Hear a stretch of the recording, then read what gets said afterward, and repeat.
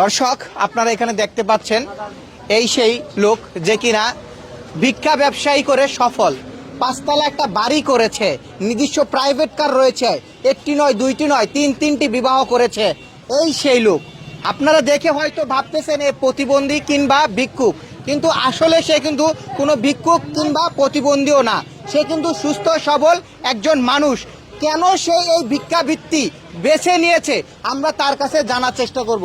ভাই একটু সুস্থ হও, এখন এতক্ষণ তো অনেক মাইর খাইছো, এখন সুস্থ হও, একটু মুখটা সোজা করো, মুখটা সোজা করো। হ্যাঁ, তো এই যে তুমি এই যে বেশটা কতদিন ধরে নিচ্ছ একটু বলো।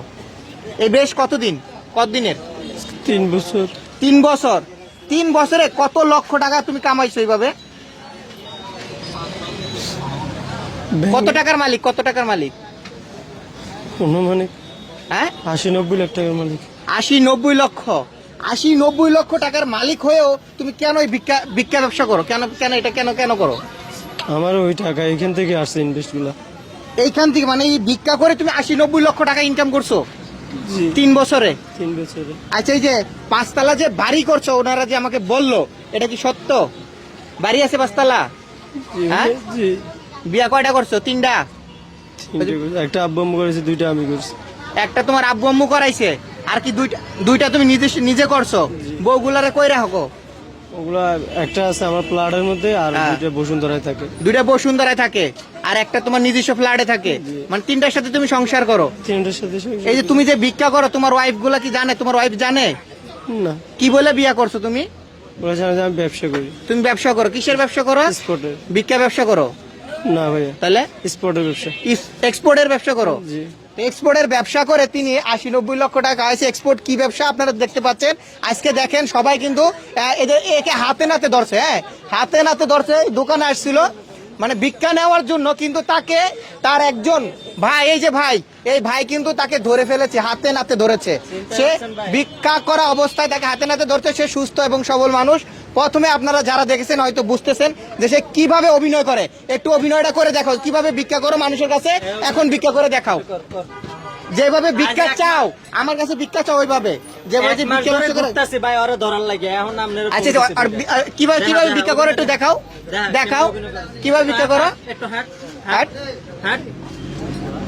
কি ভাই, এই যে দেখে কি মনে হয় ভিক্ষুক মনে হয় না? মনে হয় 100% ভিক্ষুক মনে হয়, প্রতিবন্ধী মনে হয়। এর যে অভিনয়, মানে এই অভিনয় মানুষ বুঝতে পারবে না,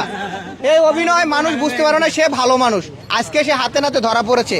এর বিচার কি করা যায় আপনারা বলবেন।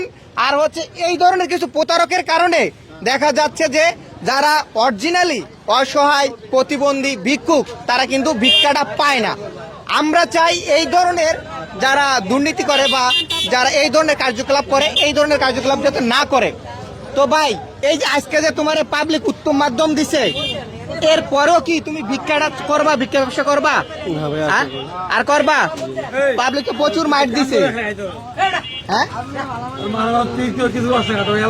কাম করে খাইতে কষ্ট লাগে ভাই, ওইটাতে বিজনেস কম ছিল, এটাতে বাড়তেছে। ও মানে কাজ করে খাইলে সমস্যা, মানে ভিক্ষা করে খাইলে অনেক বেশি। আমার ভাই মাসে 10-15 হাজার টাকা স্যালারি। হ্যাঁ, 10-15 হাজার স্যালারি, আমরা এটা কিছু করতে না। আর ওর মাসে 1-2 লাখ টাকা এমনিতে থাকে, বুঝেন না?